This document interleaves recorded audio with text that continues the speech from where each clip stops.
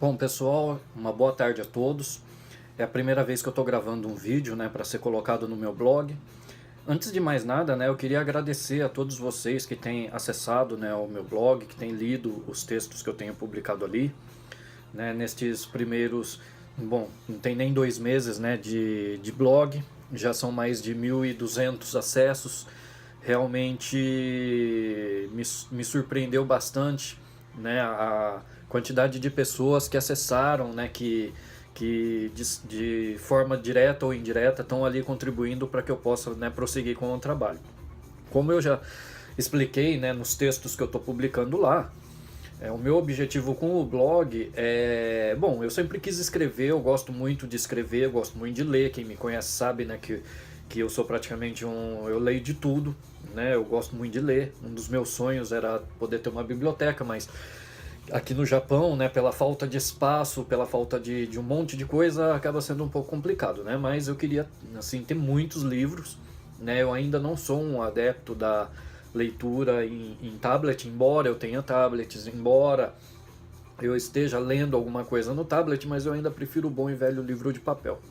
Mas, além da leitura, eu também sempre tive vontade de escrever. Eu gosto muito de escrever, né? E quem me conhece sabe que eu também gosto muito de conversar, gosto muito de me expressar, gosto de um debate, gosto de trocar ideia.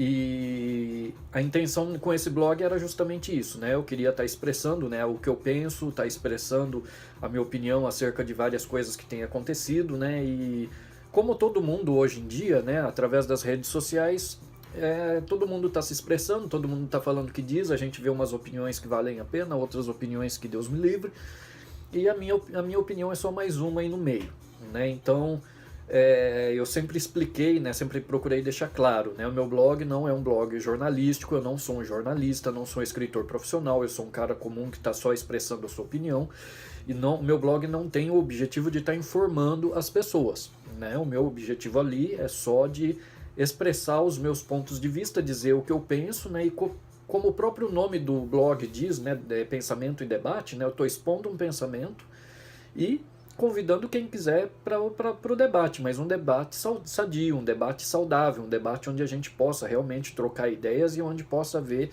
um crescimento intelectual, não só meu, mas de todos aqueles que se envolverem, né? Eu me dou o direito também de mudar de ideia, né? Eu não tenho uma opinião formada, uma opinião ali, como que fala? Opinião formada a gente até tem, mas eu não tenho assim, minha opinião não é imutável, né? Eu posso mudar de opinião hoje com o que eu sei sobre um determinado assunto, eu tenho uma determinada opinião, mas pode ser que quando eu tenha mais informações sobre esse assunto, pode ser que eu mude de opinião e eu não vejo problema nenhum nisso, né? Por isso, é como diz aquela música, né? Eu prefiro ser uma metamorfose ambulante do que ter aquela velha mesma opinião formada sobre tudo, né? Então a minha opinião pode mudar, eu posso escrever uma coisa hoje com uma determinada opinião, posso amanhã mudar de ideia também, me dou esse direito, assim como todos têm direito, né? E por que que hoje eu tô, ao invés de escrever, por que que hoje eu resolvi fazer um vídeo, né? Bom, em primeiro lugar, porque, é uma coisa que eu tenho comentado com as pessoas, né? Depois que eu comecei a escrever o blog, né? Esse é um projeto para o ano agora de 2019. Então, assim que virou o ano, né? Eu aproveitei o feriado de final de ano que nós temos aqui no Japão para poder dar início a esse projeto. Mas, bom, todo mundo tem acompanhado o noticiário, né? E, não está sendo fácil acompanhar a quantidade de coisa que tem acontecido. Tá acontecendo muita coisa, e não são assim fatos simples, são fatos complicados, com muitas nuances, que requerem uma busca de informação mais detalhada, não dá para você formar uma opinião de qualquer jeito, e aí tem um outro ponto, eu não quero escrever uma opinião qualquer, eu quero saber do que eu estou falando, do que eu estou escrevendo, só que está acontecendo muita coisa mesmo, e está difícil de acompanhar tudo. Não é fácil, né? Para quem mora no Brasil, né, que nem eu moro aqui no Japão, quem mora aqui no Japão sabe a rotina que nós temos aqui, quem mora no Brasil muitas vezes não sabe, mas a rotina aqui é puxada, que nem eu trabalho, eu trabalho numa indústria de autopeças, eu trabalho em 2 turnos, né? Uma semana eu trabalho durante o dia, outra semana eu trabalho durante a noite, mas são turnos puxados. Normalmente eu entro às 8 da manhã, quando eu estou no turno do dia. Eu entro às 8 da manhã, trabalho até às 8 da noite. Quando eu estou no turno da noite, eu entro às 8 da noite, trabalho até às 8 da manhã. Vou chegar em casa por volta das 9 horas da manhã ou da noite, dependendo do turno. E, depois que você chega em casa, você tem que buscar informação, você tem que se informar, tem que assistir os noticiários, tem que ler, tem que, sabe, não é fácil me manter informado, por isso que muitas vezes eu demoro um pouquinho para escrever alguma coisa. E é por isso até que eu deixo bem claro para o pessoal, o meu blog não é um blog para você vir se informar. Para você se informar, tem os blogs de jornais, de revistas, portais de informação, tem bastante lugar onde você pode buscar informação confiável. Né? O meu blog é um blog de opinião. Né? E mesmo assim eu também sempre deixo bem claro, eu não sou um opinador profissional. O meu blog, eu não tenho a pretensão assim, eu reconheço quem eu sou, eu não tenho pretensão de ser um desses grandes, né, que a gente vê aí, né, opinando, dando opinião, que tem milhares de seguidores. Não, eu não tenho essa pretensão. A minha pretensão é realmente assim, expor aquilo que eu penso, né, expor o meu pensamento. E é aí que eu digo, né, não tá fácil. Né? A gente tem visto muita coisa, que nessa semana, por exemplo, eu estava querendo escrever, né, um pouco sobre a questão da reforma da Previdência, estava querendo escrever um pouquinho, né, sobre os deputados, né, de direita que iniciaram o mandato agora no começo de fevereiro. Né? Inclusive eu queria escrever algo sobre o Dom Luiz Felipe de Orleans e Bragança, né, o príncipe imperial que foi eleito deputado federal por São Paulo. Eu tinha assim, vários temas em vista que eu gostaria de estar escrevendo, mas aconteceu tanta coisa, eu acabei sendo atropelado pelos acontecimentos, eu não estou conseguindo dar conta de me inteirar de tudo, né? Que nem, por exemplo, eu escrevi um post sobre a lei anticrime do Sérgio Moro, mas eu estou com a lei para ler, né, a proposta, aliás, não é uma lei, são várias propostas de alterações em várias leis, né, em várias legislações já existentes, e eu tô com isso para ler e, é bastante coisa para ler, são mais ou menos 40 páginas, né, para vocês terem uma ideia. Aí agora vem a proposta da reforma da Previdência, eu não sei o tamanho do texto que vai ter para ler. Né? Tem também a agenda dos 100 dias de governo. É só essa agenda de 100 dias de governo, que inclusive foi enviada pela Presidência da República, provavelmente pela Casa Civil, né? Foi enviada aos parlamentares, né? Ao Congresso Nacional. Eu acredito que cada parlamentar deve ter recebido uma cópia, né? Está disponível em PDF, são 256 páginas de um projeto para 100 dias, falando de todos os assuntos, todas as áreas possíveis. Então, não é uma coisa fácil, né? E eu não quero sair falando qualquer coisa, né? Como diz o Reinaldo Azevedo, né? Tem gente que opina opina com o cotovelo. Eu não quero ser uma pessoa que opina com o cotovelo. Por mais que eu não seja um Reinaldo Azevedo, não seja, né, um Augusto Nunes, não seja um desses grandes colunistas, eu também não quero sair escrevendo qualquer coisa, né? Eu quero embasar minha opinião, né? E eu acredito que esse é o caminho. Né? Todo mundo tem que buscar informação antes de sair falando as coisas, né?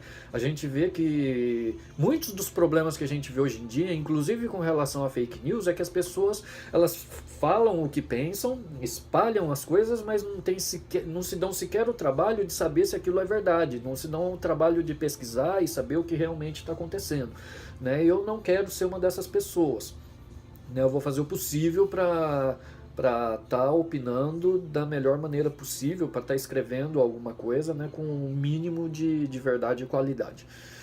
Né? Agora, aí teve o grande tema agora que encerrou a semana também, que é a história envolvendo o Bibiano e o Carlos Bolsonaro. Né? Eu ia escrever sobre isso também, mas só que as coisas estão acontecendo e, na verdade, eu não sei em que pé que ainda que estão as coisas, porque à medida que as coisas vão acontecendo a gente fica sabendo. Primeiro, tem aquela história do Carlos Bolsonaro, chama o Bibiano de mentiroso, depois vaza vaza um áudio de uma conversa do presidente Bolsonaro, aí depois os aliados do presidente agem e chega a informação que o Bibiano fica, aí depois vem o papo, não, o Bibiano sai. Então, na verdade, até agora eu não sei exatamente o que ficou, né? A última coisa que eu recebi, né, a última notícia que eu vi, fala que o Bibiano vai ser exonerado, né? Para mim, eu vou falar um pouquinho de cada coisa, né? Que nem no caso da reforma da Previdência, eu acho que já foi muito bem falado, eu acho que não tem muito o que colocar mais. Realmente a gente sabe, né, que o Brasil, as contas públicas do governo as contas ali do governo vêm com déficit, não é de hoje, né? É um déficit de aproximadamente 130 bilhões de reais, algo em torno disso, eu não lembro o valor exato agora, mas é um déficit absurdo. Resumindo, o governo está gastando 130 e poucos bilhões de reais além daquilo que ele consegue arrecadar. Isso faz com que a dívida pública aumente dia a dia, né? E a gente sabe que a dívida pública brasileira não é uma dívida pequena, né? Então esse crescimento da dívida é uma coisa que preocupa bastante, porque pode chegar uma hora que a gente não vai conseguir pagar, né? Eu vivo aqui num país, né, o Japão. Quem não sabe, o Japão é o país mais endividado do mundo. A dívida pública japonesa equivale a 250% do seu próprio PIB, que não é um PIB pequeno também. Só que o caso do Japão é um pouco diferente, porque o Japão tem uma economia relativamente forte. O Japão tem uma reserva internacional em moeda estrangeira bastante expressiva. O Japão também tem assim, o que salva, né, vamos dizer assim, o Japão é o fato de que dessa dívida toda que o Japão tem, a maior parte está na mão dos próprios japoneses, né? Ou seja, os títulos de dívida que o governo do Japão emite para conseguir dinheiro, né, quem compra são os próprios japoneses, né? E muita gente talvez não saiba, mas o Japão possui a maior poupança interna do mundo, que o dinheiro que os japoneses têm guardado em cadernetas de poupança nos bancos é uma coisa absurda. É só por isso que o país aqui ainda não quebrou, porque ainda tem muito dinheiro nos bancos ainda. Mas se o governo aqui não corrigir essa questão, né, desse rombo absurdo que tem no orçamento deles também, inclusive a previdência que também é complicada, porque o Japão é uma sociedade que vem envelhecendo, que tem uma expectativa de vida muito alta, que tem uma taxa de natalidade muito baixa, a população vem encolhendo, a população economicamente ativa vem encolhendo, e isso está sobrecarregando, né, a previdência japonesa. Já houve uma reforma alguns anos atrás, né, e provavelmente vão ter que fazer isso de novo. Agora para 2019 está previsto o aumento do imposto de consumo outra vez, que é para tentar, né, fazer com que as contas do governo se equilibrem, para tentar diminuir o tamanho da dívida pública. Mas a gente vê que esses problemas não são problemas restritos ao Brasil, tem em outros lugares também. E da mesma maneira que o Japão está tendo que se mexer para resolver a situação, o Brasil também precisa se mexer para resolver a situação. Então, e uma coisa interessante, aqui no Japão não tem essa história de direito adquirido. Quando o governo fez a alteração da Previdência, falou, a partir de agora nós vamos mudar a alíquota de contribuição, quem contribuía, por exemplo, 17%, nós vamos subir a alíquota e todo mundo, né, gradativamente vai ter que ir contribuindo mais. E foi o que aconteceu, não teve essa, né, regra de transição, direito adquirido, não sei o que, não, nós vamos mudar porque o sistema está quebrado e nós vamos mudar para todo mundo. E foi uma gritaria geral aqui também, mas foi necessário fazer, o governo acabou conseguindo aprovação e foi aprovado, né? E de certa forma, eu sei que mexer em direitos adquiridos é uma coisa complicada, mas eu vejo a questão do seguinte ponto de vista também. Nós já estamos com déficit na Previdência hoje, então significa que se nós não mexermos dos benefícios que estão sendo pagos hoje, da maneira que as coisas estão sendo feitas hoje, nós vamos fazer o quê? Nós vamos fazer uma reforma que vai trazer uma solução de médio a longo prazo, ou seja, nós não vamos conseguir matar o déficit da Previdência de uma hora para outra. É claro que vai ter muito corte de benefício. Eu também estou falando aqui de algo que eu não sei direito, porque nós não temos ainda o texto exatamente do que vai ser proposto, nós não sabemos qual é a proposta exatamente. A única coisa que nós sabemos até agora é a questão da idade mínima, que foi colocada, e do período de transição, né, a idade mínima, 65 anos para homens, 62 para mulheres, período de transição de 12 anos. Isso é o que a gente tem até agora. Mas a proposta em si, o que mais vai ser feito, a gente não sabe, Então, não é que a proposta sendo aprovada, nossa, aprovou hoje, acabou o problema da Previdência. Não, a coisa não é assim. Né? Como a própria informação que nós temos já mostra, haverá um período de transição de 12 anos para que para que tudo isso seja implementado. Então, ou seja, vai haver economia de dinheiro? Vai.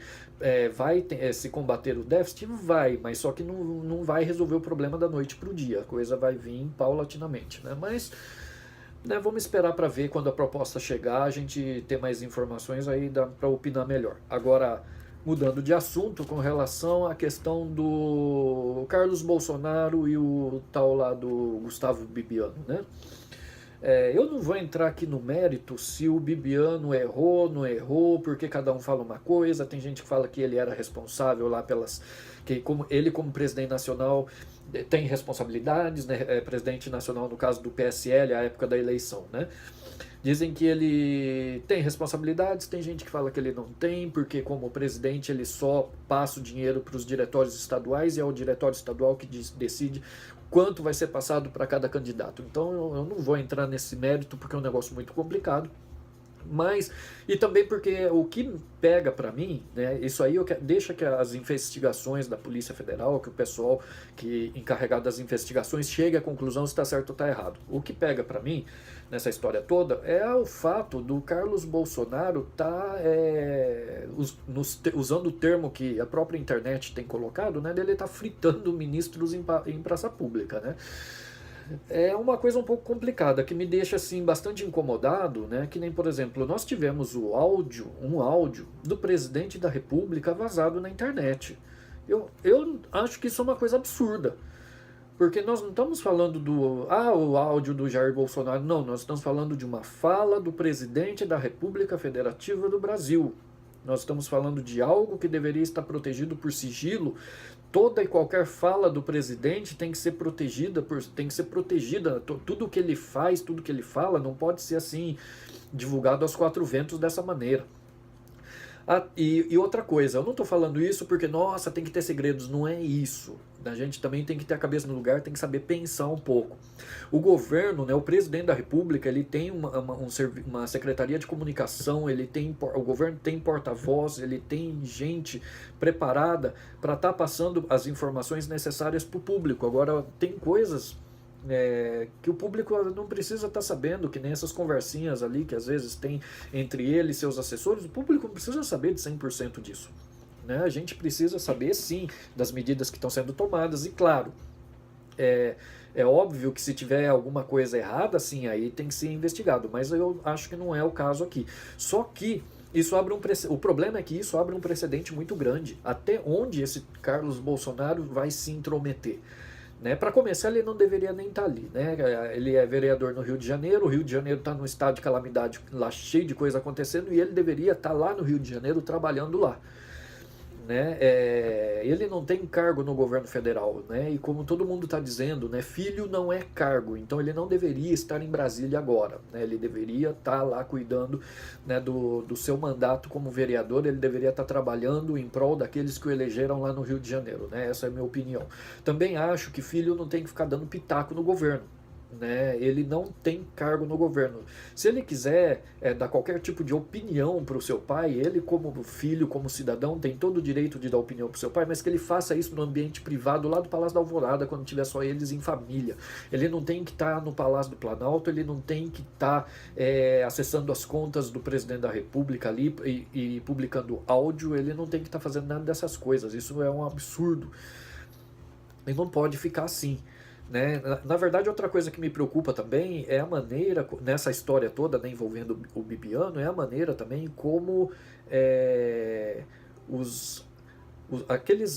vamos colocar assim, os assessores mais próximos do presidente, como eles estão sendo desacreditados, né? Porque durante a semana eu vi um noticiário, se eu não me engano, na quinta-feira, falando que não, né, o Onyx Lorenzoni, lá os outros, né, os generais ali mais próximos que estão ali, né, todos foram conversar com o presidente e tudo tal, né, e eles tentaram, né, contornar a situação, e a informação que chegou para nós através da imprensa é então que o presidente tinha concordado com o Bibiano ficar.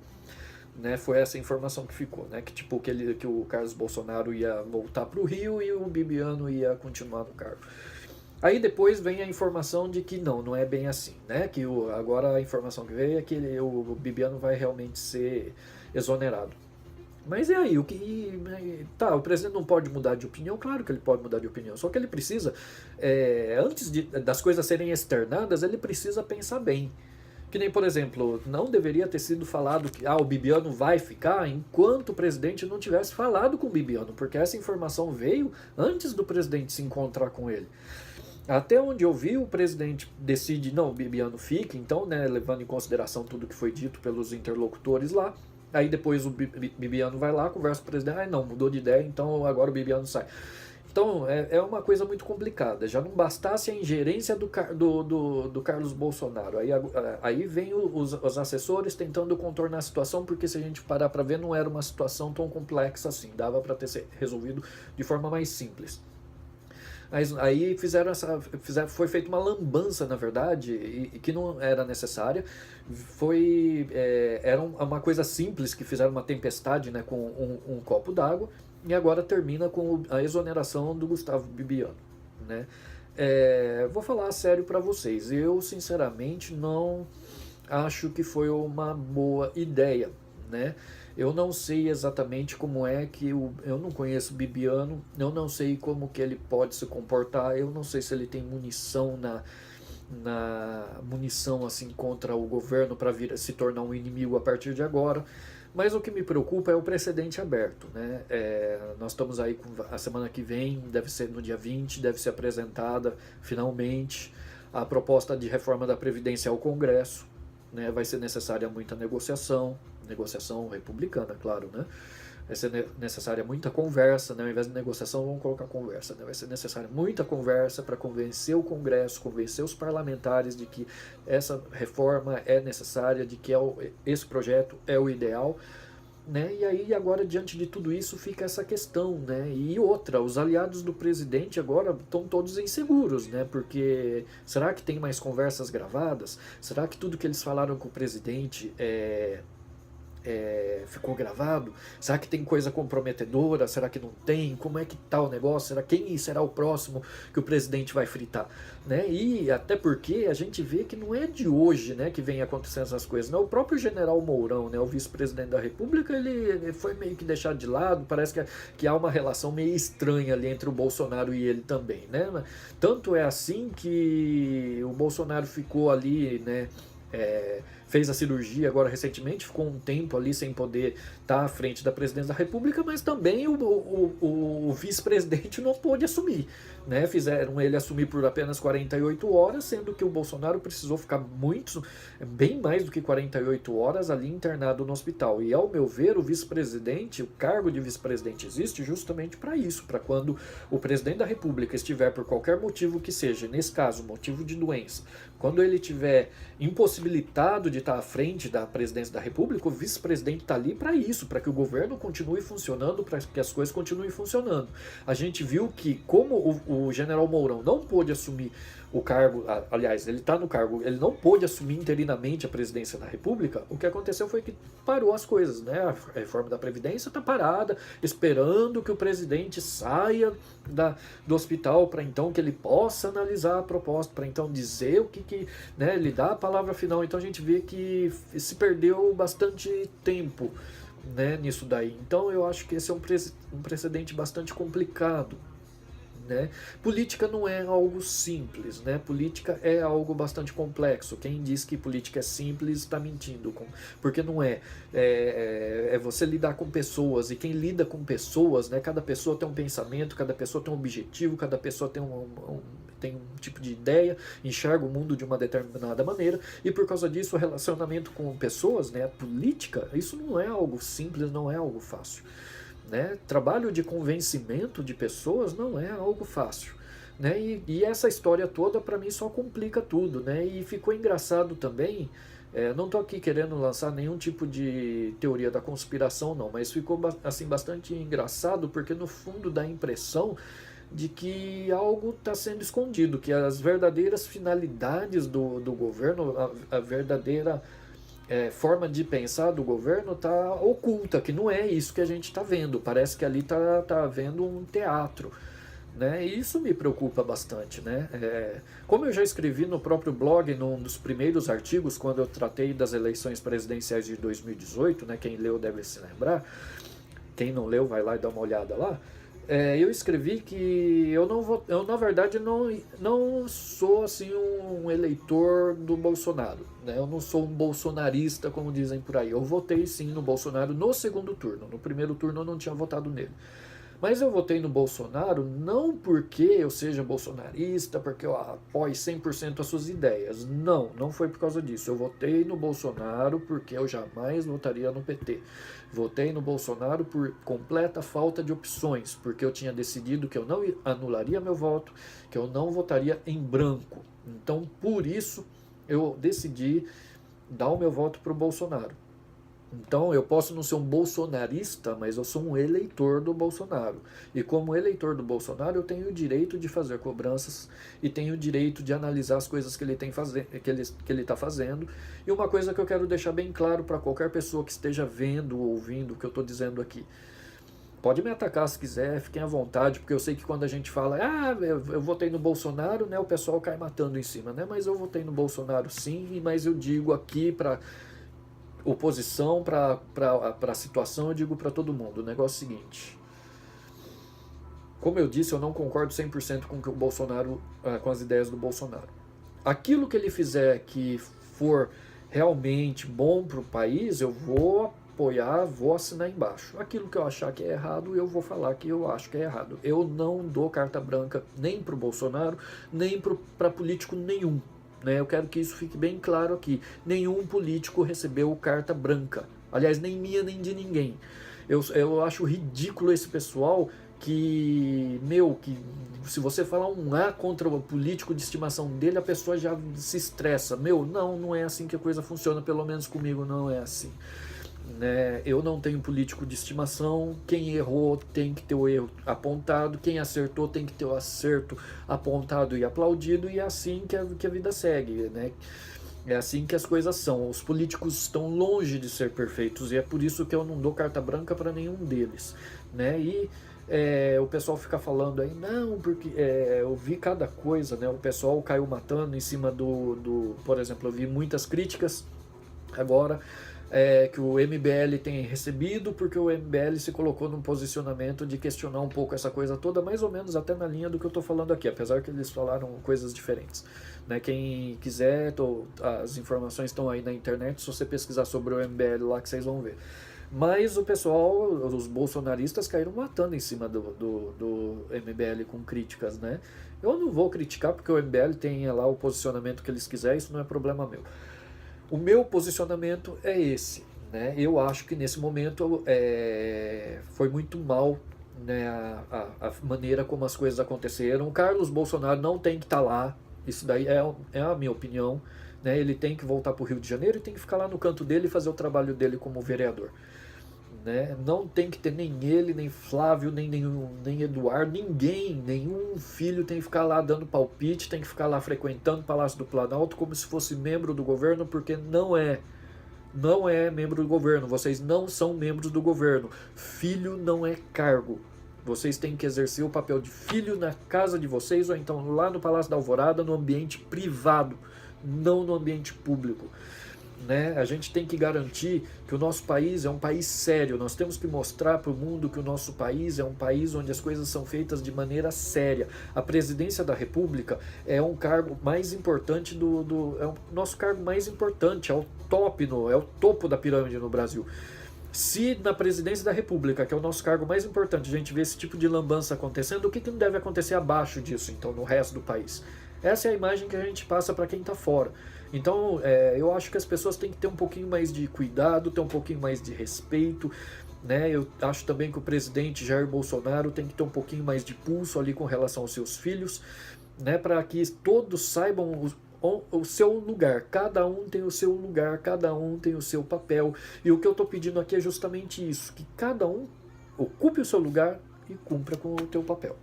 Ok, pessoal? Espero que tenha ficado claro. Eu não ia conseguir escrever isso tudo, né? Porque olha, já deu quase meia hora de vídeo aqui.